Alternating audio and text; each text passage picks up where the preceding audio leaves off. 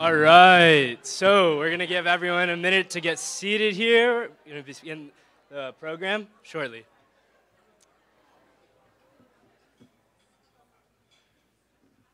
All right, welcome everyone. To officially start the formal part of our event, I would like to ask you all, if you are able to please stand up for the Black National Anthem, Lift Every Voice, and sing, performed by our soul members, Phoenix Miranda, Evan Miller, and Raina Moore.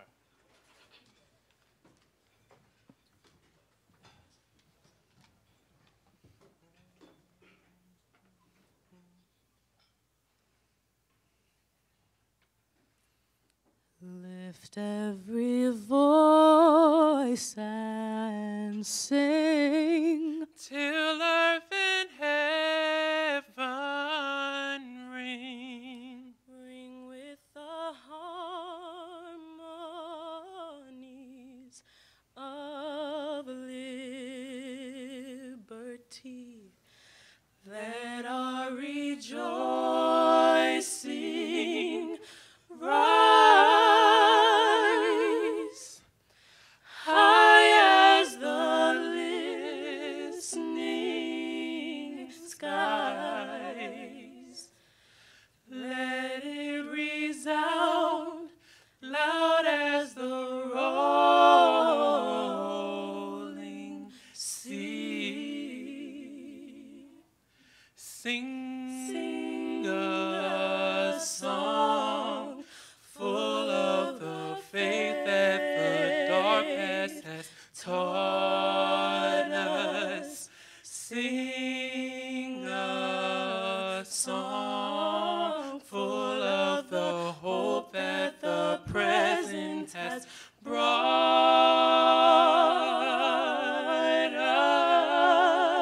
us. Facing the rising sun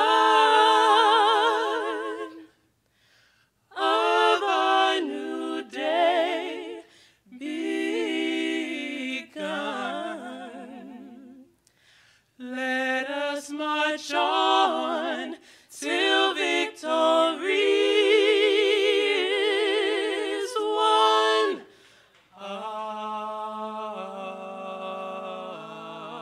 Amen. Amen. Amen.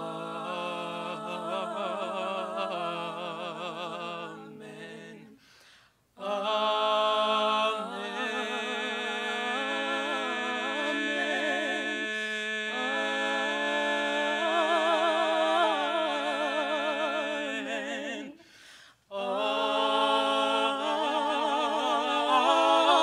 Amen. Amen. Amen.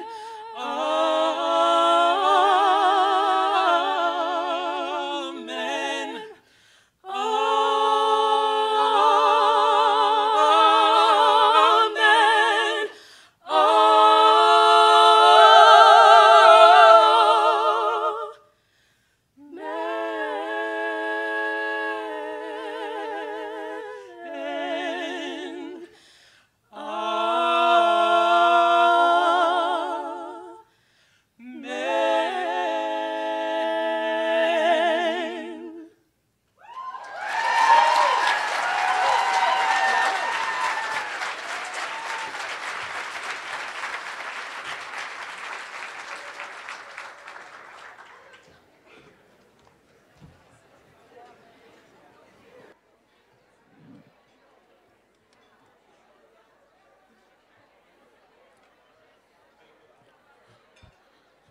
Thank you, Soul, for sharing your beautiful voices with us tonight. If I can have your attention, we're going to go on with the program. Good evening, everyone, and welcome to the 2023 Dr. Martin Luther King Jr. Community Unity Dinner. I'm Drew Baker, and I use he, him pronouns. I serve as the Assistant Director for Diversity, Equity, and Inclusion in our Residence Education and Housing Department. Tonight, I'm honored to represent Student Life and Engagement as your co-host for this evening's event.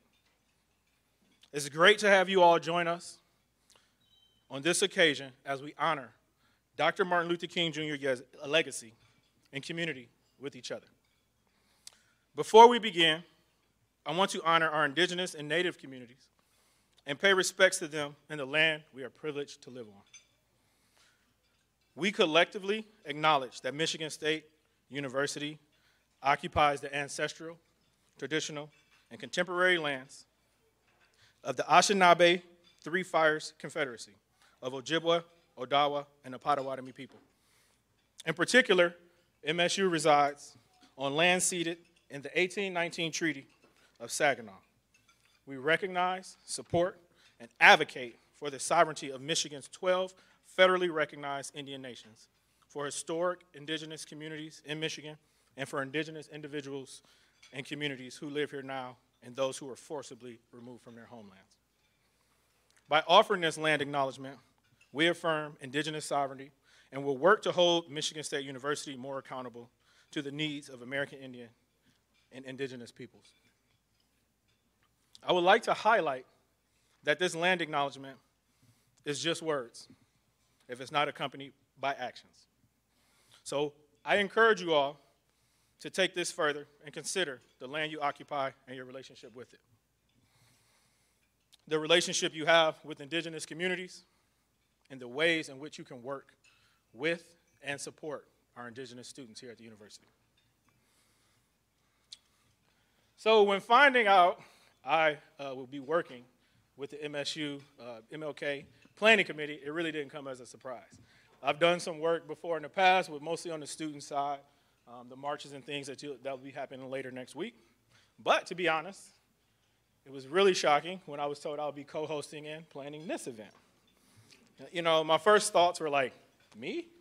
I think y'all might have the wrong guy, right? Just a little bit nervous.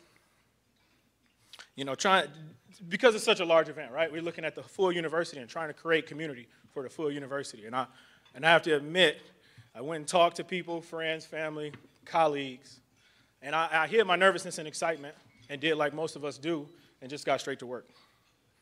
While I was preparing for this very moment, I came across inspiration that I didn't know I needed. I was looking for speeches, looking up information on Dr. Martin Luther King, and I think all of us, or most of us may be aware he was assassinated in 1968. But the shocking part for me was that he was only 39 years old. So that's when I stopped and I said, I can't do this. So I'm not quite 39, but I'm almost there. And if Dr. King can do so much in such a short time, why can't I? Why can't you? Why can't we all? And I have to say, maybe we don't all end up being Dr. King and his legacy that's created worldwide, but we all can do something. This brings me to my theme for this evening. We celebrate Dr. Martin Luther King throughout this week through the theme of living purpose, promise, and perseverance now. We must live our purpose, fulfill our promise, and persevere. Not later, not when right now. So the purpose of helping each other. And when I say each other, I'm not just talking about the people that you have lunch with or people at your table, those that are just in your department. I mean everyone. We must all work to help humanity to build a beloved community, which Dr. King not only spoke about, but worked very hard for. The promise we have made to the students here at this university. The promise is that we will listen to them, that we will center their voices in our policies and our practices, and that we will help them get to that graduation day. And perseverance. We must all persevere through the adversity. You know, that voice that says you don't belong or you aren't welcome or you can't do this or you can't have that. The adversity within institutions that weren't built for everyone and oppressive systems that limits people's ability to thrive and in some cases live. We must all do these things now, for if not now, when? But before closing, I would like to take some time to acknowledge the students in the room. So if you're a student, if you could raise your hand and we give them a round of applause, please.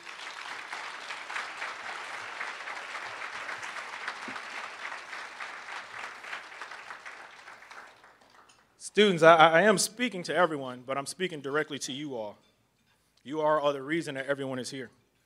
I would like to empower you all to find your purpose, live your promise, and continue to persevere now and into the future. I would like to thank everyone for being here tonight and honoring us with your presence. And now, my amazing co-host, who's an active student leader on campus and who continues Dr. King's legacy through his role as ASMSU's Chief Diversity and Inclusion Officer, will introduce himself to you all. Thank you.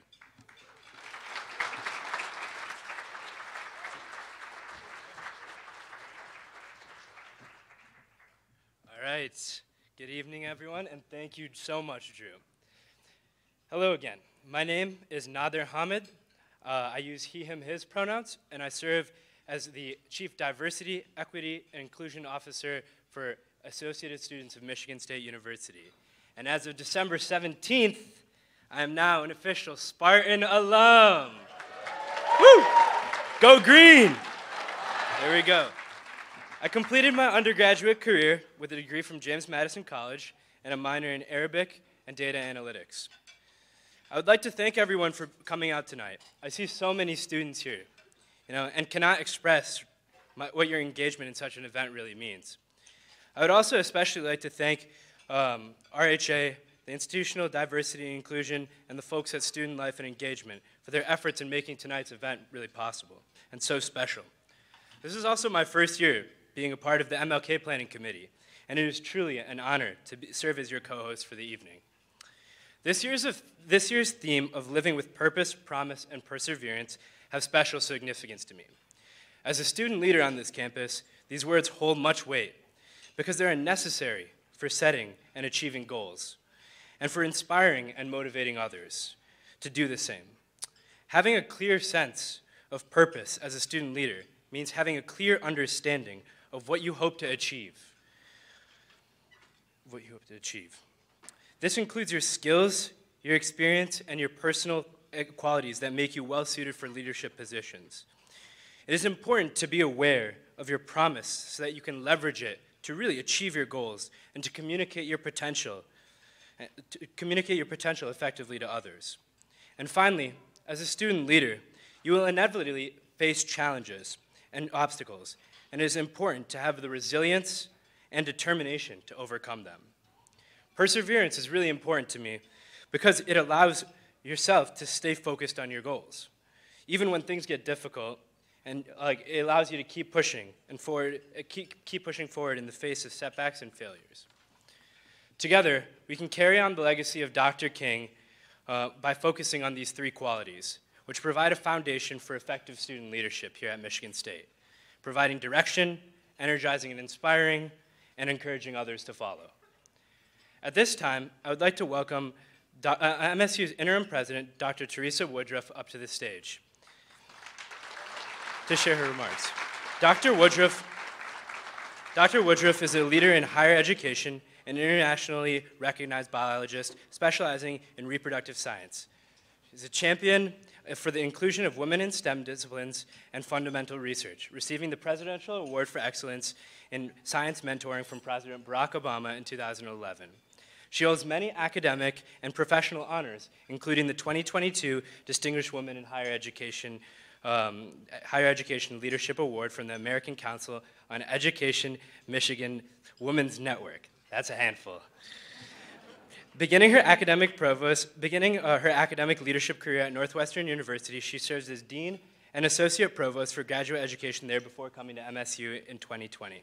As Provost and Executive Vice President for Academic Affairs at Michigan State, she helped lead strategic planning in the Provost's office and across MSU as the university strives to multiply its impact on what she has described as the spirals of excellence.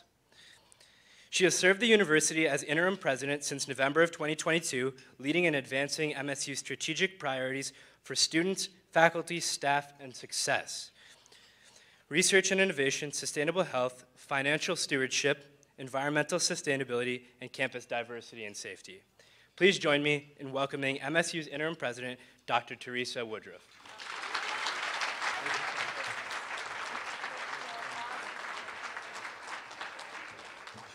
I am so honored that you introduced me, Hamid. Thank you so much. And Drew, both of you are fantastic, and I'm so glad to have shaken your hand for graduation, and now you're one of our great alum. Glad that you're here. It is such an honor to be here with all of you as we begin a full week, Jabbar, of celebration. This is a full week. Planning committee, and so that's what I'll speak to next. But Jabbar is just making sure my data was accurate. But we are reflecting here on a full week of the Martin Luther King Jr. commemorative week, and I really do want to thank the members of the MSU Commemorative Celebration Planning Committee for your work through these activities, and in particular the student planning committees who have organized tomorrow's Student Leadership Conference as well as Monday's commemorative march. And these students have been planning through graduation and all the work, and I think one such student leader is taking the LSAT on Saturday and is still doing all this work on planning. So thank you all to our students and to our commemorative committee. I also want to thank the Division of Student Life and Engagement and the Office of Institutional Diversity and Inclusion, which are sponsoring tonight's community dinner. And a special congratulations to the winners of this year's MLK Endowed Scholarship Awards, which we'll be learning a lot more about in just a moment. So let's just take a moment and celebrate our MLK Commemorative Celebration Planning Committee with a round of applause.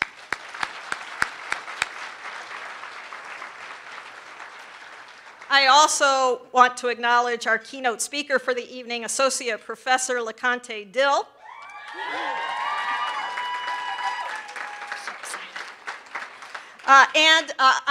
And our Vice President for Diversity, our Chief Diversity Officer and Vice President, Jabbar Bennett. And all of our other speakers and performers, thank you all for sharing with us this evening. So as was mentioned earlier, the theme of this evening's and this whole week's celebration is living purpose, promise, and perseverance now. This evokes a phrase of Dr. King's, which was quite famous in the last years of his campaigning for civil rights, which was the fierce urgency of now. And Martin Luther King Jr. was acutely aware of the march of time and the magnitude of the moment. I think many of you are aware that he spoke here in 1965. And in 1965, speaking from a stage like this or others, Dr. King referenced the French poet and novelist Victor Hugo's famous adage, "There is nothing more powerful in all the world than an idea whose time has come." That idea, King reminded the nearly 4,000 who came to hear him speak, was one of freedom and of dignity. The arc of the moral universe is long, but it bends toward justice, he told them, repeating another familiar phrase. But King also cautioned the group here at MSU that time is neutral. It can be used either constructively or destructively. Somewhere, he said, we must come to see that human progress never rolls in on the wheels of inevitability. It comes through the tireless efforts and the persistent work of dedicated individuals. He then concluded with another memorable phrase that is as true now as it was then. The time is always right to do right. I am so proud of Michigan State University and its commitment to diversity of thought and diversity of person. And tonight, half a century since King's remark on this, our MSU stage, I want to celebrate, and we must celebrate, the Black leaders across our campus in that half-century club. And these include Audrey Bentley. Where's Audrey?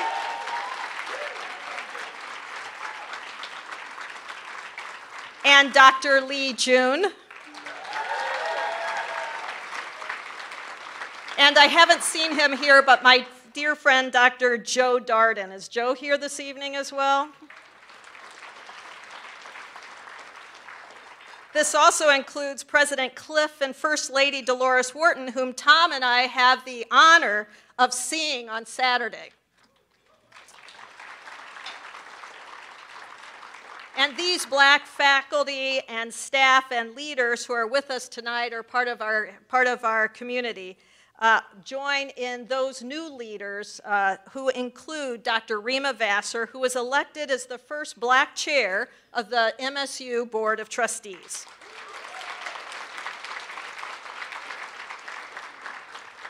University Distinguished Professor and Dean Pero Dagbovi has not been here himself for 50 years, but he is completing a book on Black intellectuals at MSU in the 20th century, and I look forward to standing in line and reading all of the stories and getting my book signed by Professor and Dean Dagbovi.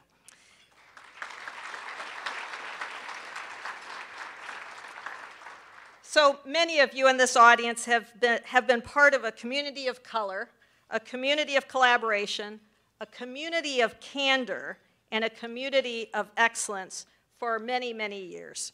Thank you all for those ways in which, to paraphrase Dr. King, time has been used constructively. So today, earlier today, about noontime, I visited our Alumni Memorial Chapel. That chapel was designed in 1947, and it opened its doors in 1952. There are 38 stained glass windows that tell the MSU story and depict our moral and educational goals. My reason for visiting today was to lift my eyes upward, to gather strength, and to think about all of you that will be gathered here, that are gathered here this evening. I wish I were in the room when those images were unveiled, and to hear John Hanna's reference to the ways in which diversity of Michigan State University is depicted in those images. In the middle of the chapel, as you walk through the nave, at the front is the image of brotherhood. Images of every color and creed of person holding hands with each other, intertwined in a circle, looking outward to defend against tyranny, holding fast to each other. All hands of different colors held fast by the bond of each other. I first saw this window when Tom and I attended the dedication of the Red Cedar organ. And while listening to that newly refurbished set of pipes, I looked up then as I did today. And as I looked up, and then to my left, and then to my right, I saw the same theme in other windows. The hands in the window called aspiration are similarly diverse. This is a university that valued diversity and emblazons that value in its art and its architecture and in its people. MSU's priorities of diversity, equity, and inclusion, which are laid out for action in our DEI and 2030 strategic plans, are my priorities too. We are committed to integrating inclusiveness into everything we do. I too believe there is no time to waste in building inclusive communities and a university that is welcoming to all. I stand hand in hand with each of you, and I do not have time to wait for more change to come. Indeed, in my first message to you as provost about 2 years ago, I said this: I do not ask for patience. Change must come to MSU, and we have our clarion call to action. So change must also come with alacrity. And so we are and have been building policies and procedures across campus, supporting diversity, including in hiring, for example, through our 1855 professorships. Our student body has never been more diverse, and we are offering greater targeted support to close success gaps through programs such as our First Gen College Scholarship Initiative. To foster belonging, we are planning a new freestanding university multicultural center for the corner of Shaw and Farm Lanes, across the Red Cedar from the Rock.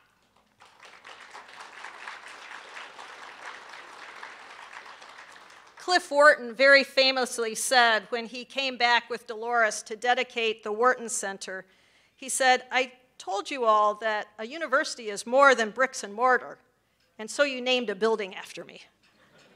I think this multicultural center is bricks and mortar, but it also embeds in it each of us and our values and our aspirations, just as the hands held at the Alumni Chapel told us all in 1947 that we are only great, we are only excellent when we hold hands with those different from us. Michigan State was honored to host Dr. Martin Luther King 3 times.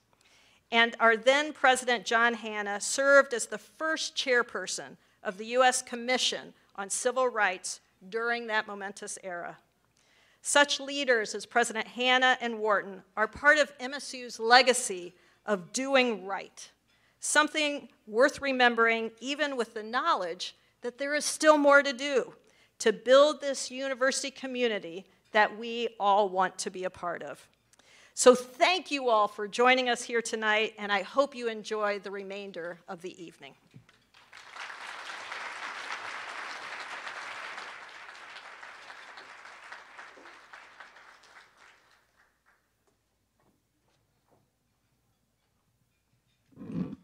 Hello, everybody. My name is Gabby Walla, and I use she, her pronouns. I am the Assistant Director of Women's Student Services, and I was fortunate enough to join the Dr. Martin Luther King Day Planning Committee on campus this year. Tonight, I have the honor of announcing the Dr. Martin Luther King Jr. Endowed Scholarship Program awardees. This scholarship program recognizes Michigan State University students who are, through their stewardship, becoming society's leaders by actively engaging in building inclusive communities in ways that fight injustice and promote equality for all on every possible level. Tonight, we are proud to recognize and acknowledge the 2022-2023 MLK Scholars. MLK Scholars, please stand up at your seats so you can be recognized when you hear your name, and please remain standing until all the scholars are standing. Bios about each scholar can be found on your tables. So, without further ado, Kaylin Brookins,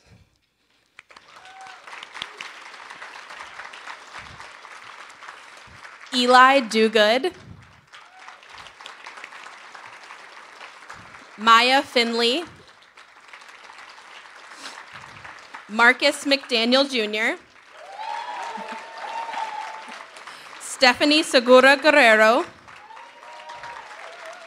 Madeline Snyder, and Riley Spalding. Please join me in recognizing these amazing students in recognition of their scholarship and outstanding work as agents of freedom and liberation at Michigan State. All right, you guys can be seated. We would also like to invite you to donate to the scholarship fund if you are interested. So if you are interested in financially supporting the MLK Scholars Program, please use the link provided on the program underneath the scholarship recipients' names. We would also like to encourage our students to apply for the 2023-2024 MLK Endowed Scholarships Program.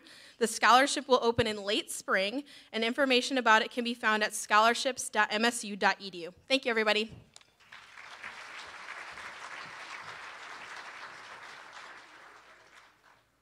When our nights become darker than 1,000 midnights, let us remember that there is a creative force in this universe working to pull down the gigantic mountains of evil, a power that is able to make a way out of no way and transform dark. So you all got a little bit of a preview there because I'm up here to actually introduce our next performers. It's an original performance by our Transforming Theater Ensemble entitled Make a Way Out, featuring MSU student Ural Grant.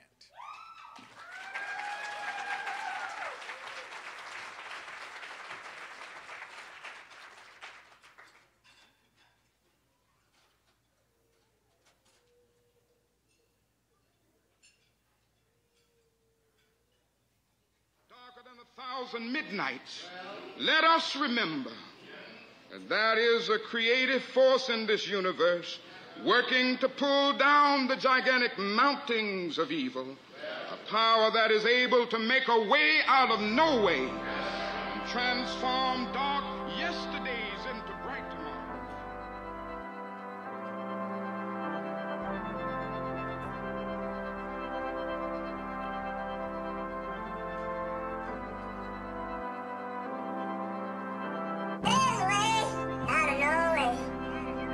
Swear I know everything's gonna be okay. So you know there's a way, out of no way. Swear I know Out of nowhere. everything's gonna be okay. Gonna be okay. There's a way, out of no way. Swear I know everything's gonna be okay. I gotta find myself. I gotta find my purpose.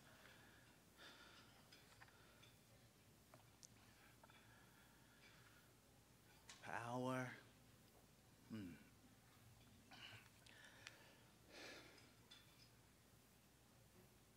Power. Power, properly understood, is the ability to achieve purpose. It is the strength that is required to bring about social, political, or economic changes. It is not only desired,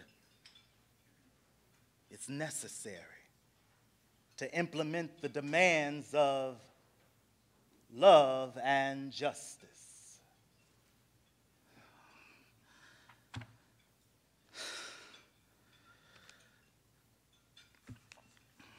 I am love. My grandma's singing Luther.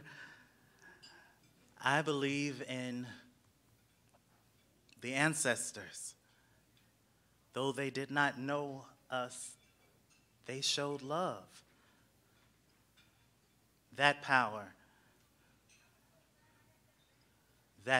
is necessary.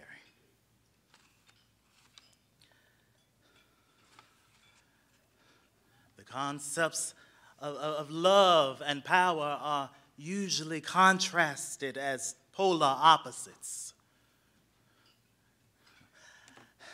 What is needed is a realization that power without love is reckless and abusive. And love without power is sentimental and anemic. We need more. We need more creativity, more curiosity, more inclusion. No more binaries. We need more we.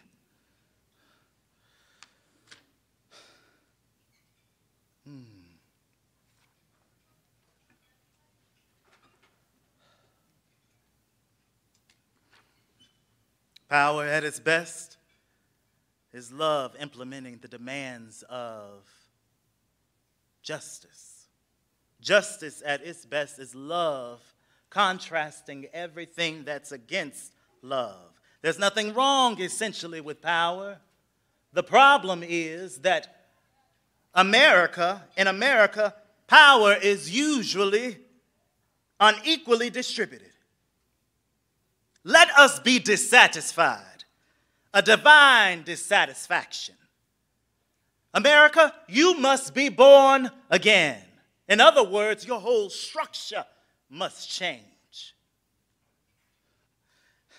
When our nights become darker than midnights, let us remember that there's a power in this universe, a power that is able to make a way out of no way.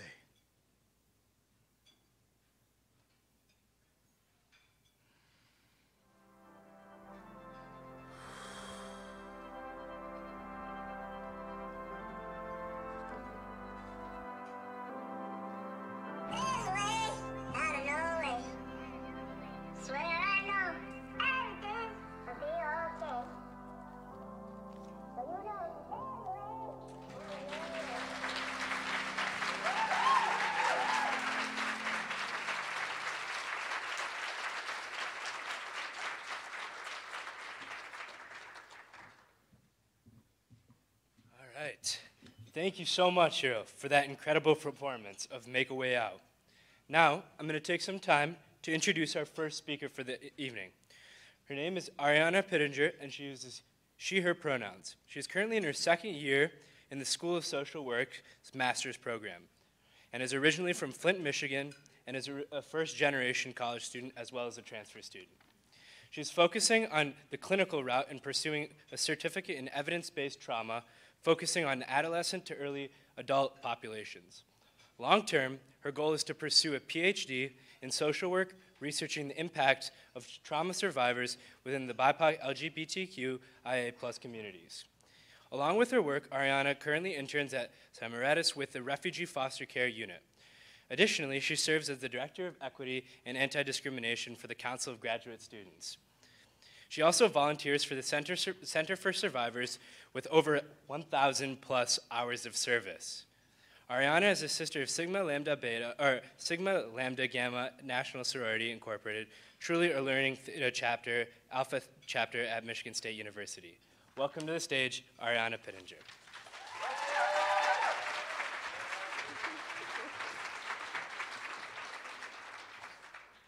Hello, everyone. First, I would like to thank the Martin Luther King Jr. Committee for letting me speak today.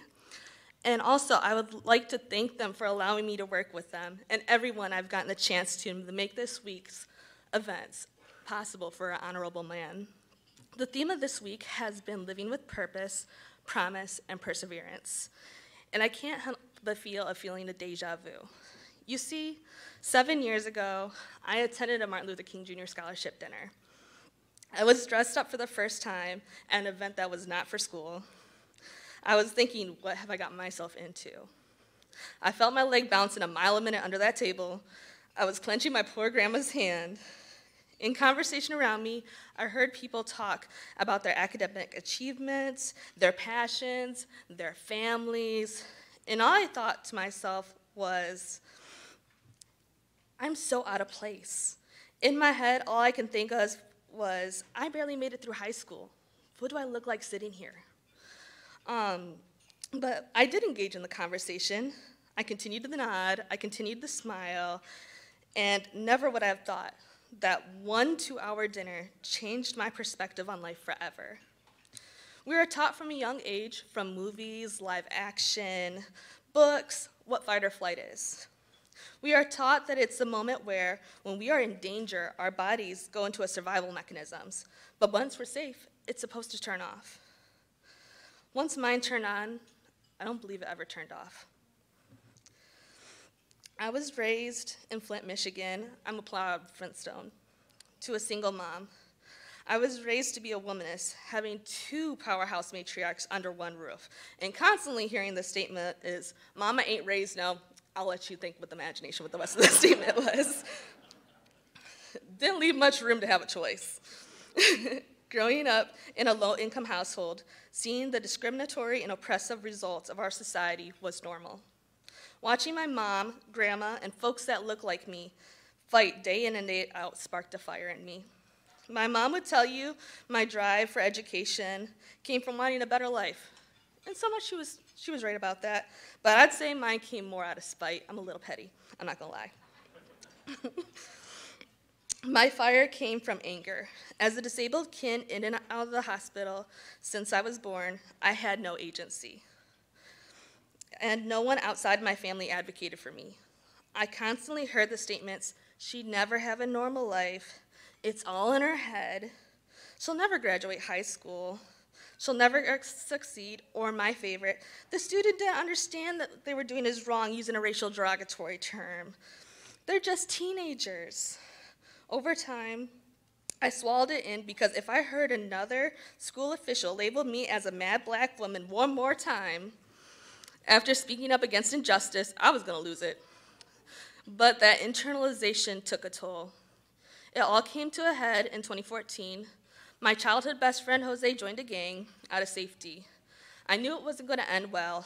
In July 27th, 10 days after my birthday, my worst dreams came true. I'll never forget the young officer's face when he said we did everything possible, but he passed away. I'm sorry. My whole world and that person I thought I was shattered with one sentence. I slipped into deep depression, I lost a lot of weight, and had nightmares daily. And the thoughts that went through my head day in and day out, I wouldn't wish on no one. It was at his funeral. I saw the school official that tormented my best friend daily sit in 3 rows behind his family, and a rage unleashed. He constantly tormented my friend and instilled in him that he would never succeed. And to the day my best friend left this earth, I believe he believed it. But the thing was, my best friend always instilled positivity in me. He always thought I'd make it out. He believed in me when I didn't believe in myself. I made a vow to him that I would keep going, even when I didn't want to. Losing my best friend tore my community and my family apart.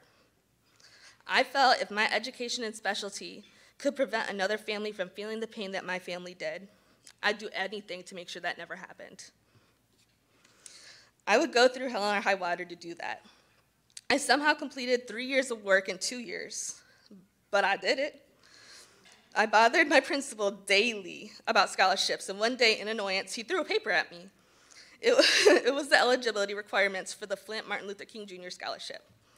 I ran home so excited to show my mom, and it was one of the first times I felt like I was good enough for something.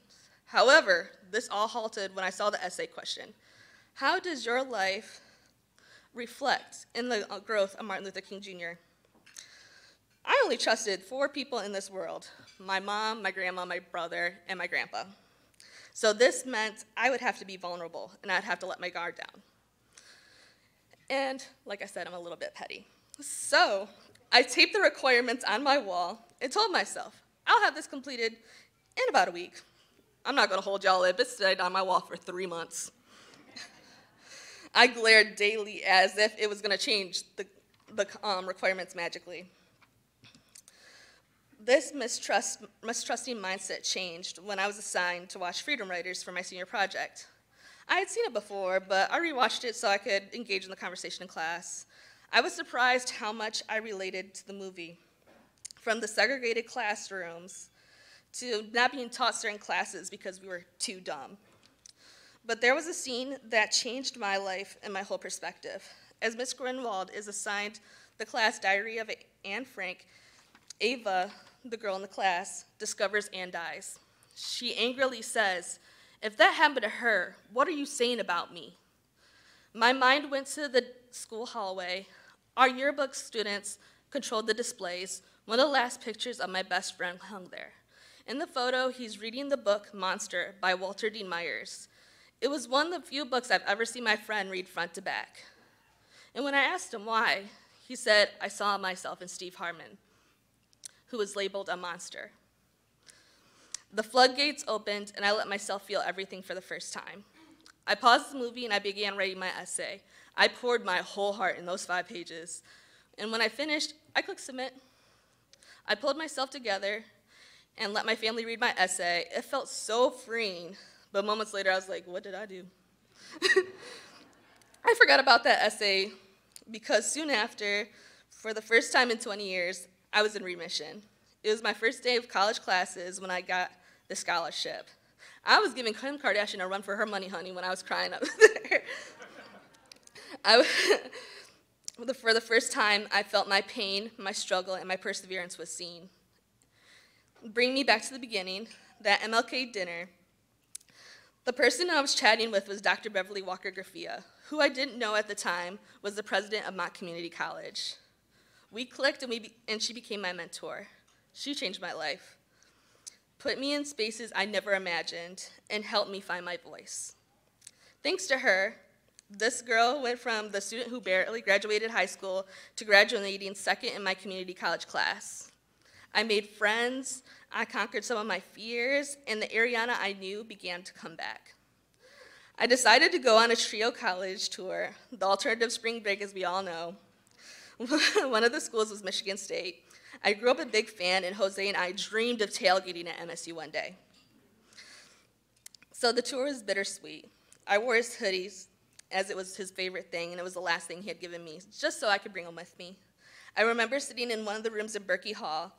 I had an overwhelming feeling this was it. That dream school I had in mind, it was gone. I knew I had to do everything I could to get here because as I was sitting in that classroom, I received the notification that I was accepted. On what would have been Jose's 19th birthday, I received a letter stating I had gotten a full ride. To me, this was his sign telling me it was okay to go to his dream school if he couldn't be with me.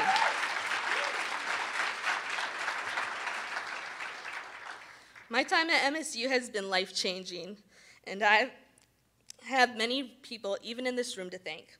MSU has been the best and the most humbling times of my life because, baby, those 300-person lecture rooms are not made for the weak. So the best way to talk about my growth is to say I bloomed. Since coming to MSU, I've backpacked Europe, I participated in research, I changed my career about 5 times. I've had to complete my bachelor's and in 4 months my master's within the past 5 years. I joined Sigma Lambda Gamma National Sorority Incorporated's Truly Alluring Theta Alpha chapter. I met my best friend, one of them being here tonight. Hey, Charlotte. I've held 3 jobs, an import position, and managed to go to school full time. But the best part, I would say, is the full circle moment. I currently work with undocumented and unaccompanied minors in the federal and state foster care program. I serve as a clinician that helps youth navigate their trauma and adjustment to the United States.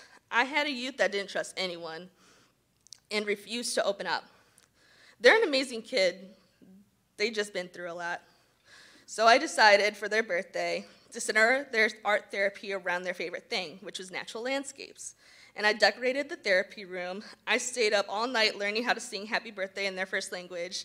I was so excited. And within 30 seconds of them being in that room, I watched that protective mask that they created fall, and the most genuine smile came through.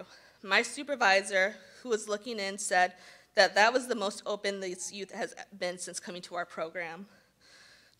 To provide some context, my internship specializes in the long-term foster care. This was the first time the youth had confided in someone. From that session on, the youth went on to talk about their family, customs, and the adjustment struggles to being in the United States. This significantly changed this person's perspective with one session, one interaction. I told you all a bit about my life story. Without context, it looks like my life had changed by chance, but it didn't. Instead, it came from struggle, one promise, anger, and most of all, it came from hope. My story is common. It is one of many. Some kids from back home, if they were given the same opportunities as me, they would run laps around me, but they're not. Attaining and completing a degree is a privilege that not many have due to systemic inequities in our society. It is also a privilege to have unconditional support for our goals. I was taught from a young age that having anger in our hearts brings nothing but pain, but on the contrary, anger, when used the right way, can bring systemic change. Our ancestors have been angry since we were forcibly brought to this stolen part of Turtle Island. We have been used, we have been stolen from our culture all the way to our African American vernacular. No one can convince me that MLK Jr. was all vibes and kumbaya. He was angry, and rightfully so. His voice, his drive, his perseverance, and his highly taken out of context "I have a dream" speech has brought intergenerational change from my grandparents' generation all the way to my brother's generation. I'll never understand why some of the things in my life happened to me. They shouldn't have happened to anyone. But the grit has been my drive to bring positive change in my community. To be the adult who looked like me, understood me, saw me, and fought for me, which I desperately needed for someone else to make it worth every day. Thank you.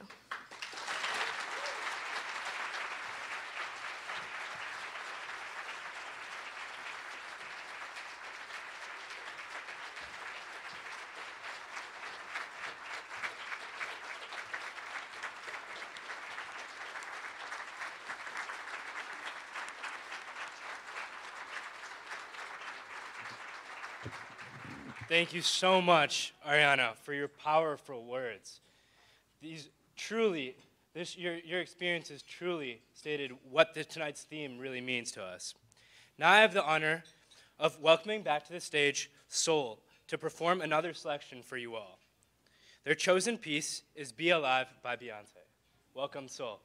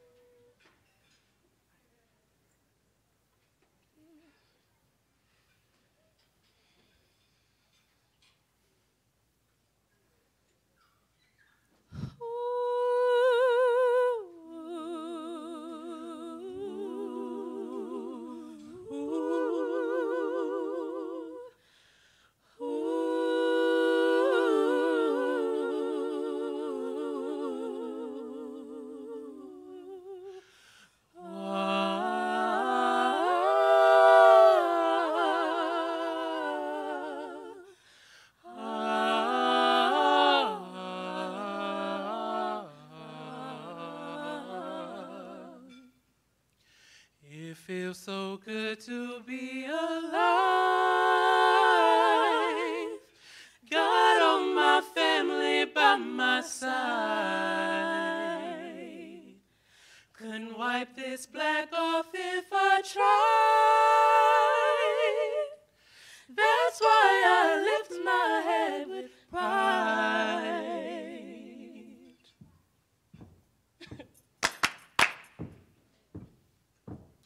I got 1,000,000 miles on me. They want to see how far I'll go. The path was never paved with gold. We worked and built this on our own, on our own, our own. And can't nobody knock it if they try. Whoa. This is hustle personified. Look how we've been fighting to stay alive. So when we win, we'll have pride. Do you know how much we have tried? We have tried. How much we had to fight. It feels so good to be alive. Darling, this is celebration for you. Got all my family by my side. You're doing everything that said you couldn't do.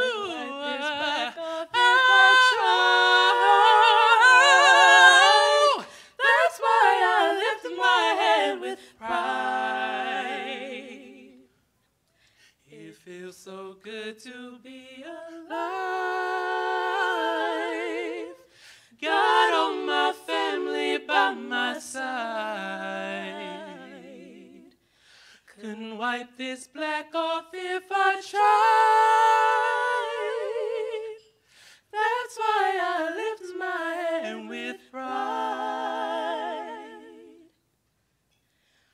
We shall overcome. We shall overcome. We shall overcome someday.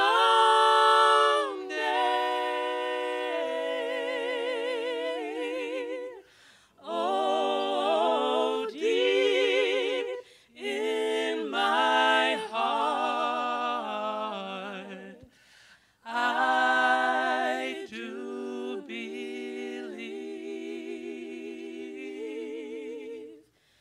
we shall overcome. Oh, we shall overcome. Oh, we shall overcome someday.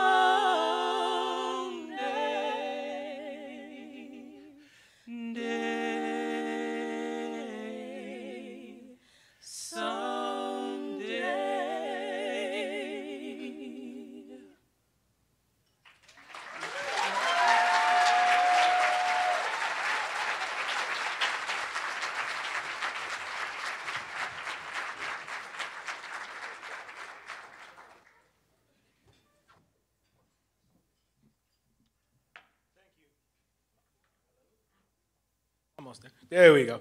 Thank you. So I would like to say this is their last performance, so let's just give them another round of applause. Let them know how much we appreciate it.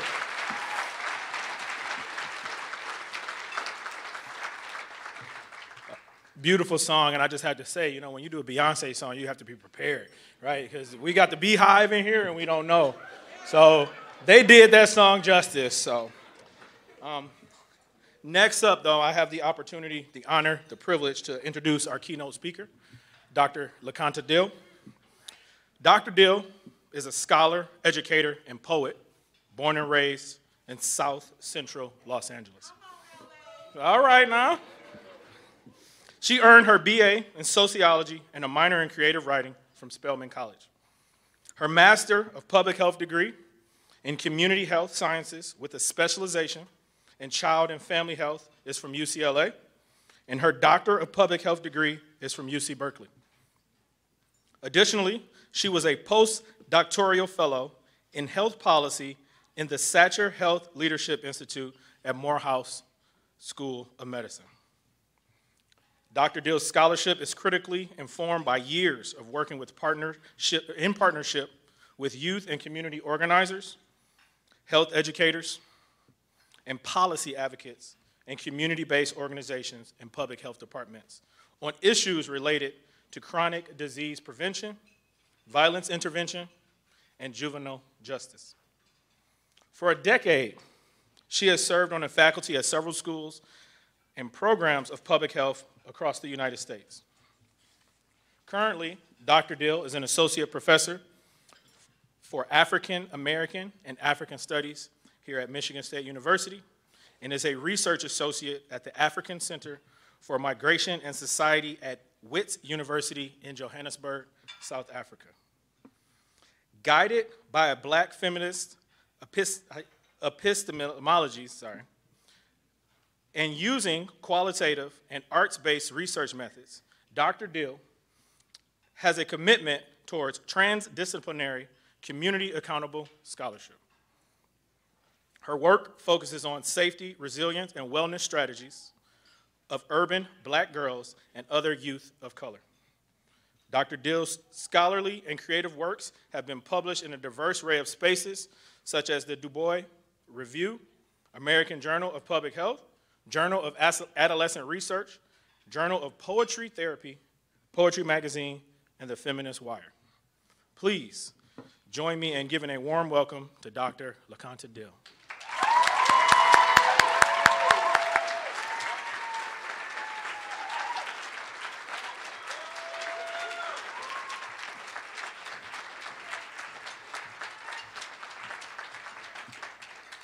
Good evening. Having Euro, Ariana, and Soul come right before me is the perfect segue, and you will hear and see similar themes. So if you've been around any of us from AAAS, you know and remember that ritual is important to us individually and collectively. For us, this is the work. And that's not just AAAS, that's Black feminists and Black diasporic truth-telling. So, I want to foreground this conversation with and in ritual. I want to set some community hopes for our conversation this evening. I tend to offer and co-create community agreements in spaces and relationships, but I was excited to learn about community hopes last fall from Erica Tree Cruz from the Honors College. Thank you, Erica. In the Black diasporic tradition, with my background as a poet performer, as a professor that is Doc Dill, and even as a mama, I ask that if you are moved by something said, let it be known tonight. Affirmations, claps, snaps, taking it back to the 80s and 90s, Arsenio whoops. I welcome them all, amens and ashes. I feel the energy up here, and it nourishes me. Also, what's learned here leaves here, and I learned that from the Rise Youth Center in Richmond, California. So please share something that resonates with you to a loved one, to a friend, to a student, to a professor on social media, #DocDill.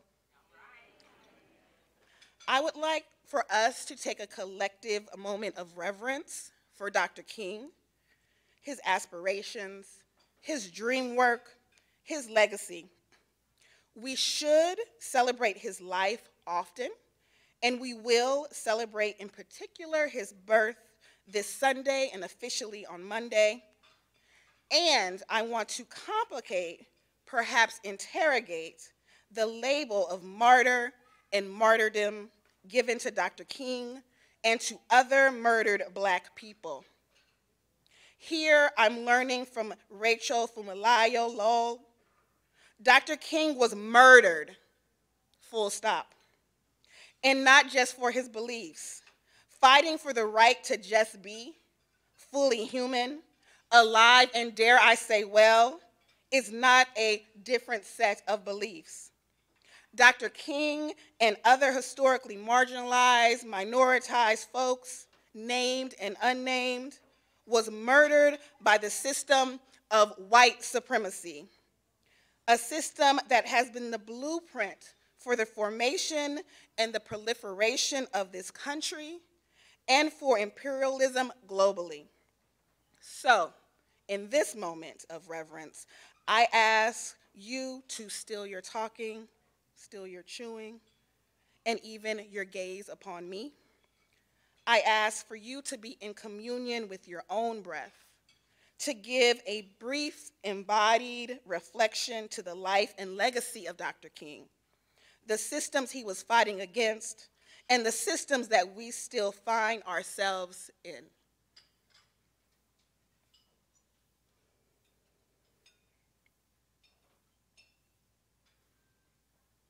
Thank you.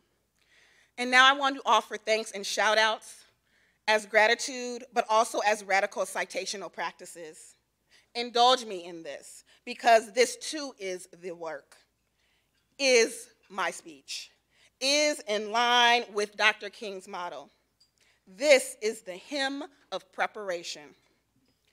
I want to shout out my spirit guides and ancestors who were adamant about me being here before you today. In particular, Susie A., Gertrude, Susie May, Ruby, and Dorothy. Those who traveled from the red dirt roads to the freeways, who knew intimately the small creeks and lakes, but also the expanse of the oceans. My mom, Deborah, who probably would have traveled from Cali to be here, but is currently modeling a play praxis and is headed on vacation. My glam squad, who we know through Black girl praxis of flyness, are more than beauty experts, are counselors and healers, and are spiritually aligned. So I want to thank 4 women from Lansing and Detroit who helped me get fly today and this week, Ro and April and Chandra and Dawn. Thank you for the therapy and the church. I want to thank Eduardo Olivo, Drew Baker, Karen Stoll for the invitation and the support to be here for this keynote. I also want to thank the students who are resident assistants and intercultural assistants. If any are in the room, please raise your hands.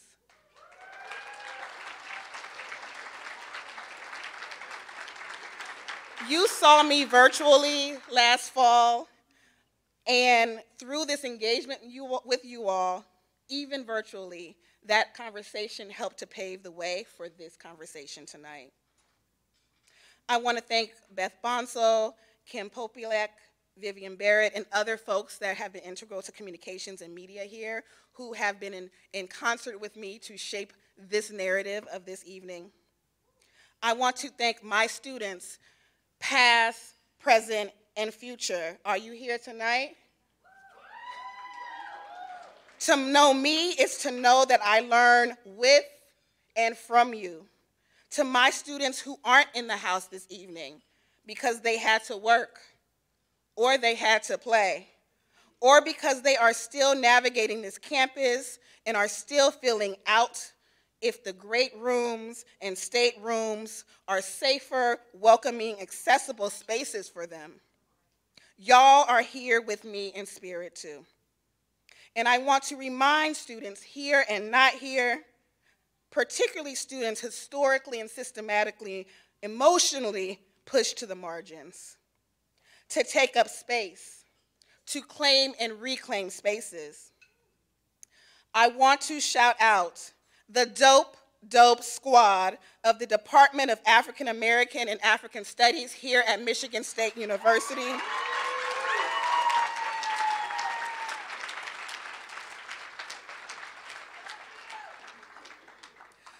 Or AAAS.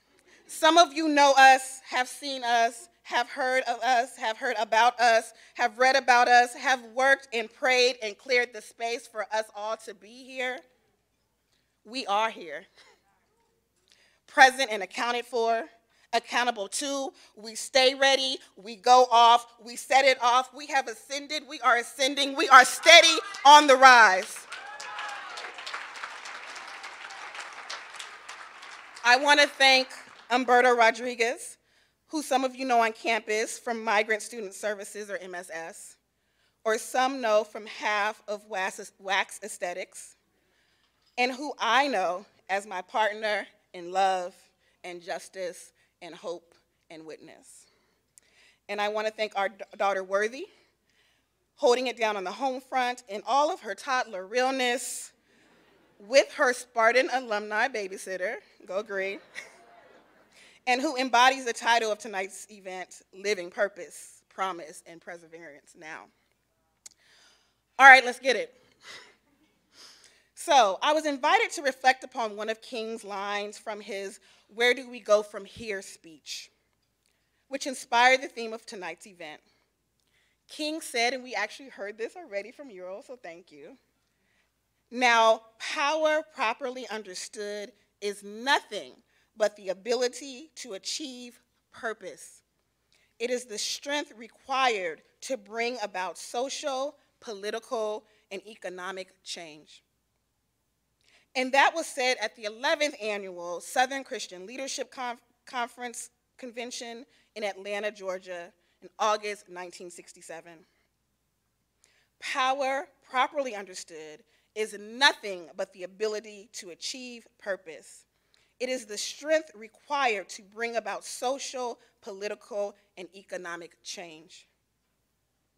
So I'll spend our time together moving us through King's alliterative offering, some of these P's, power properly understood, and then conclude with the other P's offered by the Planning Committee, promise and perseverance.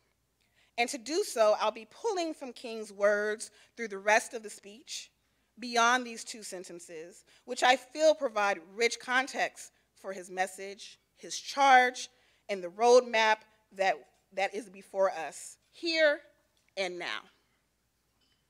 So King starts with power, and I will too.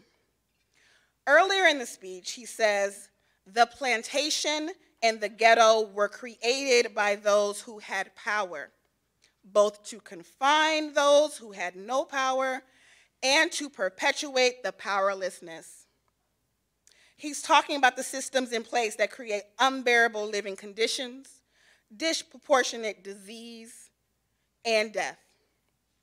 My deep study and lived experiences in and outside of formal classroom spaces as a Black woman in this country make me, unfortunately and fortunately, well aware of the systems, histories, and present inner workings of the plantation and the ghetto.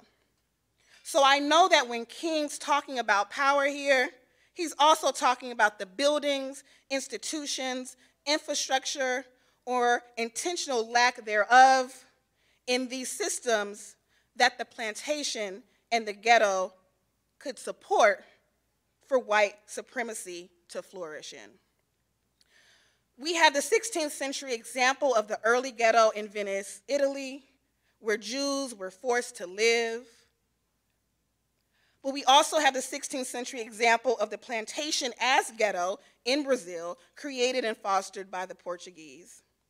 Since then, we have examples of plantations and ghettos where colonizers, past and modern day, wield power and work to strip power away, limit the freedom of choice from the marginalized, often folks of color there. Fast forward, by 1940, we have the term ghettoization being used for the first time that we know of in the US at the American Negro Exposition in Chicago to describe the worsening conditions of Black communities across the US. As a public health trained, transdisciplinary scholar and practitioner, I view and study the creation and proliferation of plantations and ghettoization as forms of violence, specifically structural and state-sanctioned violence. Such violence results in racism-based chronic trauma.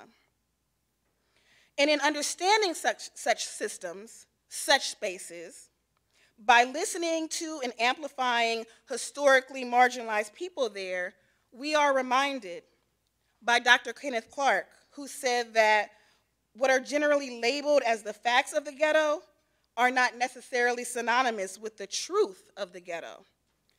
By Doughboy, who said that either they don't know, don't show, or don't care about what's going on in the hood.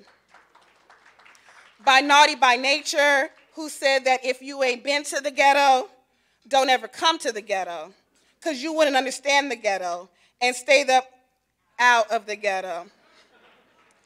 We are reminded that folks forced to live on the plantation, in the ghetto, and at times not being able to leave, not being afforded the choices and resources to leave, or choosing to stay, to live, to love, and thrive there.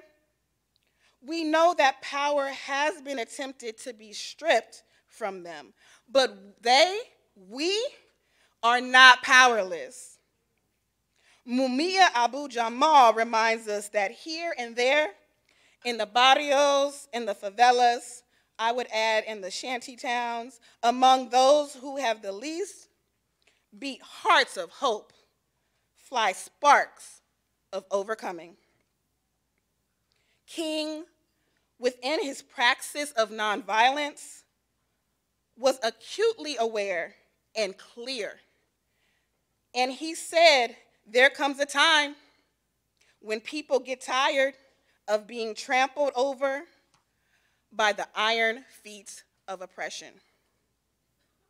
In reclaiming and remembering power, historically marginalized folks gather and curate and enlist various tools, make their go bags, leverage relationships, opportunities, work in, for, and with community, enlist spiritual practices, and use these hands. In addition to those kind of hands, I am enlivened that last month, Interim President Woodruff spoke to the All-College Cal meeting, an aspiration, and an inspiration, but really a charge to us about inculcating the arts everywhere across MSU. I am grateful to be in the College of Arts and Letters, where that is expected and encouraged, that the arts count on various metrics of productivity. And happy to be connected to and meeting other comrades across the university that are inculcating the arts everywhere, because that's what they do. And I know that we must do more in service of our students, no matter what major or second major or minor or second minor. You know how we do here at MSU. To make arts as power praxis possible. This week alone, this is only the first week back, I have met with numerous students of color from across the campus, across levels of degree, who are constantly being told that their arts-based methodologies, that their indigenous methodologies, that their decolonial methodologies, no matter how rigorous, no matter how many citations and receipts they produce, are not enough, do not count. Which is a great segue to King's next P of power properly understood. If we make some headway as making our metrics of productivity and success and rewards as faculty rigorous and expansive and progressive, but don't do so for our staff, don't do so for our students, don't do so for prospective students, then what really is we doing? King said, what is needed is a realization that power without love is reckless. Ural offered this, and abusive, and that love without power is sentimental and anemic. King said, don't be out here being reckless with power without love praxis and pedagogy. Bell Hooks said it too. Don't be reckless, R-E-C-K-L-E-S-S. And we know from Black feminisms, like Dr. Gwendolyn Poe, Kathy Cohen, Dr. Ruth Nicole Brown, Dr. Shamara Kwachi, the So Hot homegirls and young women, and 30 MSU students who were in my Black Gender Studies class last semester, if you're here, let me know, about how they wrote essays about how they bring rec in their lives. W-R-E-C-K. Or want to bring rec, or could not bring rec in their lives, but can play and practice now. That is power properly understood. It is about bringing rec with a W. Coming reckless. Talking back, going off, turning out, clapping back to stereotypes and marginalization and hegemony. Me being fully human as a Black woman is already deviant. So yeah, may power, properly understood, be radical as hell. King went on to say, power at its best is love implementing the demands of justice. And justice at its best is love correcting everything that stands against love, which is still furthering his point about properly understanding power. We can't keep having, saying, doing DEI without the J, justice.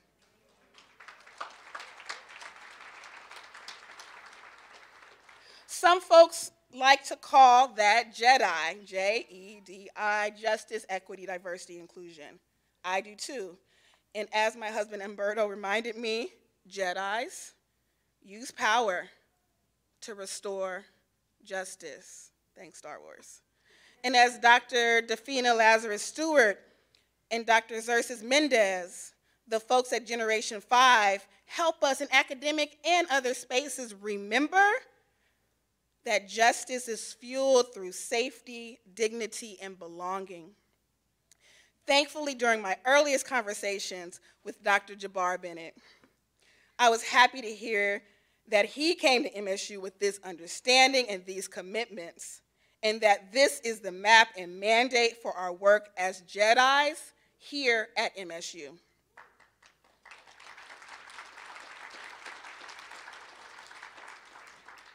So I want to conclude by musing a bit on promise and perseverance now, again offered by the Planning Committee. And I go back to our students here. Our promise, our students who are our promise, and as we like to say in AAAS, our greatest why. In talking directly to college students in April of 1960, Dr. King said to students at my alma mater, Spelman College, there is a danger of being more concerned about making a living than making a life. So if we think about the commitment to perseverance, university-wide, we cannot put the burden and labor on marginalized and historically minoritized students and staff and faculty to fix these broken systems. Yes, we stay reclaiming power, and we know that rest is our birthright, to quote my yogi, Octavia Rahim, who will be joining us virtually thanks to the Cal Engaged Pedagogy Grant next month, and with my comrade, Dr. Natasha Jones from RAC. We also know that rest is resistance, to quote Tricia Hershey. But I also want to bring in the oracle that is Toni Cade-Bambara that I always bring in when I talk, and her oracular offering of the salt eaters.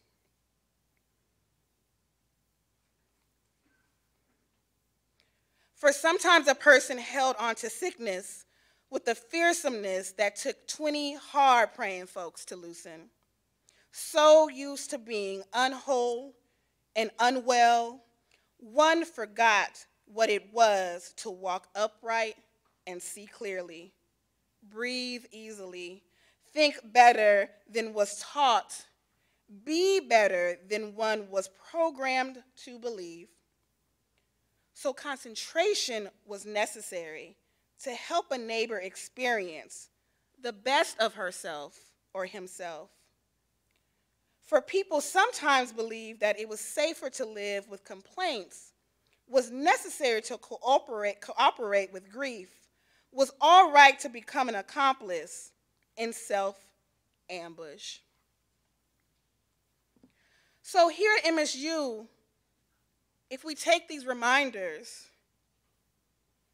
we must enact our culture of care, our more mindful state. We must be conscious of the ways that we foster perseverance or the ways that we constrain it here. As we walk across campus, in our committee meetings, in our review and revision of bylaws, in thesis and dissertation defenses, in the neighborhoods 10 minutes away from campus. Many say that the King holiday is a day on, not a day off. And sure, there is study to be done, service in and with communities to do, and particularly to folks with the rhetoric of being a good ally or moving towards being an accomplice, I do implore you to be on. And we should all find pictures, though, of King being fully human, smooching his wife, playing with his kids, shooting pool, swimming in the pool. For those folks in the room who society have called to always be on because of hegemony and subjugation and white supremacy, I implore you to rest on Monday as a march toward freedom.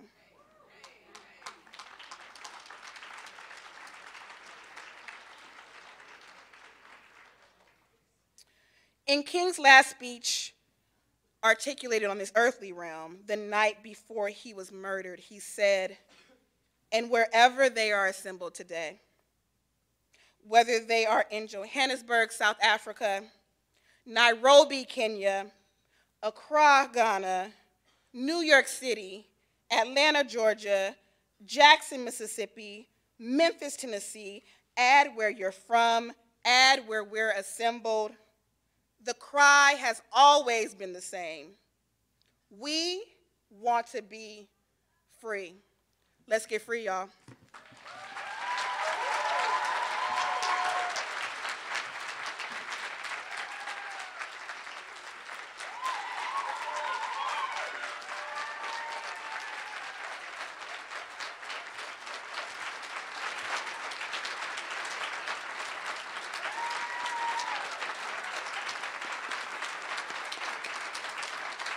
Thank you so much, Dr. Dill. I especially was moved by your conversation about powerful and powerless and how to claim your power. Your advocacy is groundbreaking and serves as motivation for myself and all of us here today as a means of truly breaking systematic barriers. Thank you. Now I have the honor of introducing Dr. Jabbar Bennett, who will be giving our closing remarks for this evening. Dr. Bennett is MSU's Vice President and Chief Diversity Officer. Dr. Bennett works to advance MSU's diversity, equity, and inclusion strategic priorities alongside staff in the Office of Institutional Diversity and Inclusion, with partnership among senior executives, deans, faculty, staff, students, and alumni. Dr. Bennett is also a professor of medicine in the College of Human Medicine. Please join me in giving me a warm welcome to Dr. Jabbar Bennett.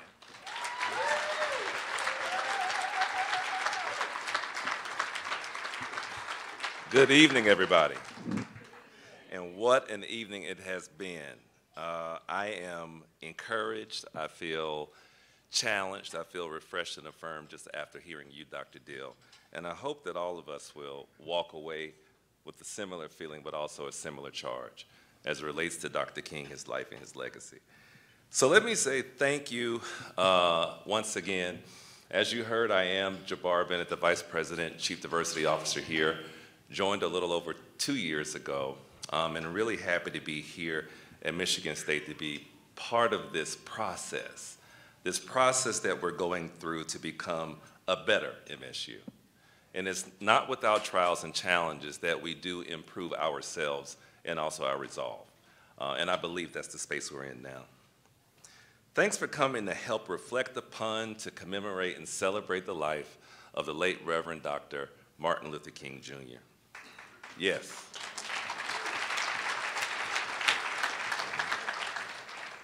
And thank you, Ariana Pittenger, Dr. LaConte Dill, for your candid, clear, and truly poignant words here today at this 43rd annual commemorative celebration. You can clap for that.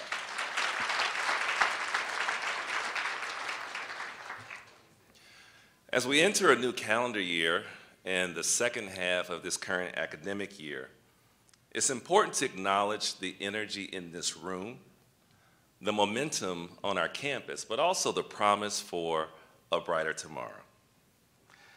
A tomorrow or a day when we all shall, as the songs many of us know that you often hear this time of year say, we shall overcome. We shall overcome whatever it is that plagues us, our families, our communities, and I believe our society too. A day when our differences are seen as strengths and not anomalies or outliers. A day when we're no longer preaching to the choir, but our collective voices create a beautiful harmony with clear tones, and it's okay if we're a little under or over pitch sometimes, because we all do make mistakes. But for members of this community, I want to acknowledge that we've had our dark days, and inevitably, as all of you know, there may be more. But what I'm heartened by is that each and every one of us contains some amount of brilliance. That's inside of us. And when we share that collectively, we do shine brightly. And it drives out every dark place that seeks to inhabit the campus. Simply, we are stronger together and more similar than we are different. So let's all commit to leveraging those synergies and collective voices to support the success of our students and employees here at Michigan State University. 1 year has passed since my office changed its name. We are now known as the Office for Institutional Diversity and Inclusion. And that is to signify a recommitment to advancing diversity, equity, inclusion in substantive ways here on our campus. You can clap if you want to. All right. It's all right. I commend all of you, members of the Spartan local community as well, for your resolve and willingness to acknowledge and honor difference while striving to eliminate disparities in representation, but also in experiencing success. And it's events like this one that we're at tonight that really do help to bind us together and also build upon the previous efforts by past administrators and also individuals, many of you in this room, who have stood in the gap, as you've heard me say before, at times when institutionally we may not have upheld our responsibility to truly advance diversity, equity, inclusion in the ways that matter. You all have heard me talk about our DEI Steering Committee report, and I will not go through all the pages now. But what I will say is that a lot of people put a lot of thought into it to lead the process and participate, and the document that was created is truly a roadmap. And if we can stick to it, and as Dr. Deal said, I committed to it, then I think we will be a different and a better place. But it's going to take all of us, each and every one of us, to do our part. So I'd like to acknowledge some folks who helped to make today possible. You have seen some of them, you have heard some of their names, but I want to be sure to name them in this space, and maybe a couple of others that you haven't heard. So I'll start with recognizing the committee members who actually planned this dinner. And you've heard from two of those folks already, our co-hosts, Drew Baker, Karen Stowell. And if you're here, can you just raise your hand or stand somewhere so we can recognize you?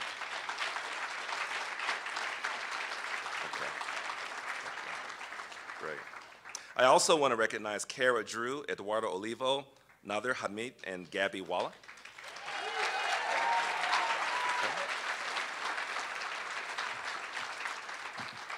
In addition, there are many other MLK commemorative, celebratory planning committee members and sponsors who actually helped to make tonight's events and others that are yet to occur possible, and I'd like to name them as well. Our two co-chairs, Ebony Lucas and Brian Johnson. Brian, Ebony. Along with the next two who happen to be on my team in the Office for Institutional Diversity and Inclusion, Audrey Bentley and Yvette Chavez. All right. In addition, I want to acknowledge Bethany Balks and the REHS Live On Communications team. You can clap. Student Life and Engagement Creative Services, Student Life and Engagement and Residence Halls Association, staff here at the Kellogg Center who helped us do this in person for the first time in 4 years.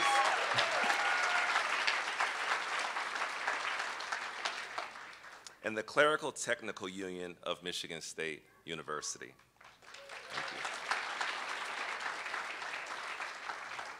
you. And we can't forget about our speakers, performers as well. I talked about our keynote speakers who brought such poignant words for us to think about and to resonate with us. But let's give another hand for soul.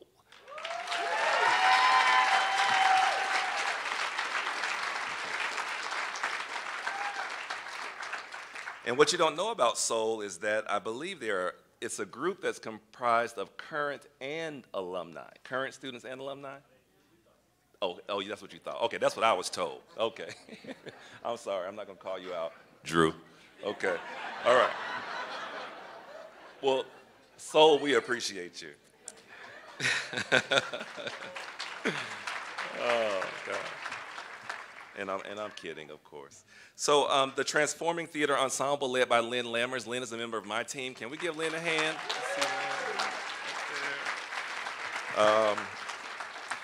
Euro Grant, you were amazing. Thank you, Euro. And to our sign language interpreters, Sarah Houston and Tarek Fryer.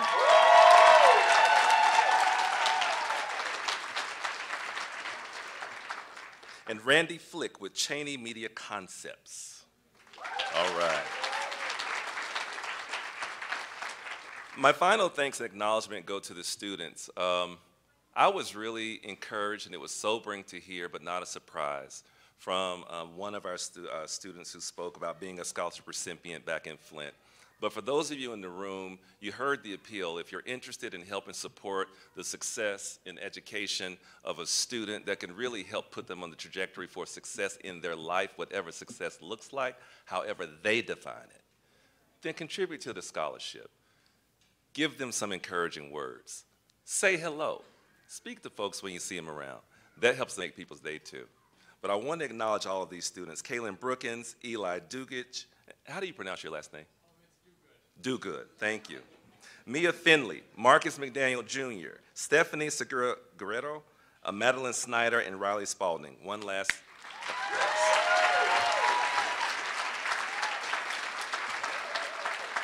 Great, great. So in closing, I encourage all of us to participate in the MLK events that will occur through and beyond the holiday on Monday. This includes tomorrow's Student Leadership Conference, Sunday's Jazz Concert, Monday's MLK March, just to name a few. And once again, it's truly been a pleasure sharing space with you as we each reflect on living purpose, promise, and perseverance now, right now, as we all move forward together in a hope for a brighter future here at MSU. Thank you so much, and now back to you, Drew and Nader.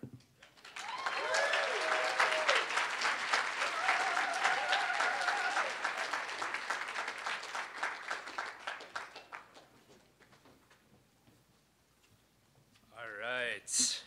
Thank you so much, Dr. Bennett, for your continued passion and work towards justice. Once again, I wanted to take some time to thank everyone here for building community with us tonight as we honor Dr. Martin Luther King Jr. by coming together in this community dinner to continue to connect, uplift each other through our shared humanity. Before we close, we would just like to recognize anyone who has contributed to the planning of any MLK event. So if you're on a committee, if you can please either stand, if you're able, or raise your hand so we can give you all a round of applause.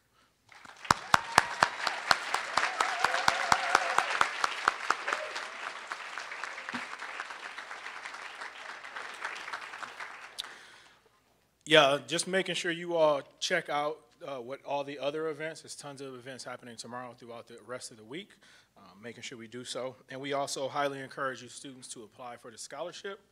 It will be available in the spring, and the application's on scholarship.msu.edu. And to anyone in the room who has donated to the Dr. Martin Luther King Endowed Scholarship Fund, from the bottom of our hearts, the community, and the past and future scholars, we'd like to thank you. We are grateful for your support and urge everyone to continue honoring Dr. King's legacy by living a life of service to others as Dr. Martin Luther King would. Dr. Martin Luther King said, darkness cannot drive out darkness, only light can do that, and hate cannot drive out hate, only love can do that. So as we leave here tonight, remember to be the light and that love for someone else. Thank you all, and have a wonderful rest of your night.